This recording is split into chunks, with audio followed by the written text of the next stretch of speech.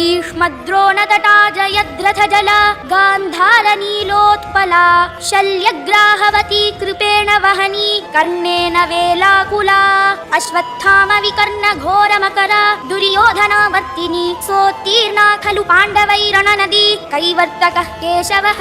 আপনার কি কখনো মনে হয়েছে জীবন যেন এক ভয়ঙ্কর নদী, যেটা পার হওয়া খুব কঠিন? মহাভারতের এই শ্লোকে যুদ্ধক্ষেত্রকে একটা ভয়ঙ্কর নদীর সাথে তুলনা করা হয়েছে।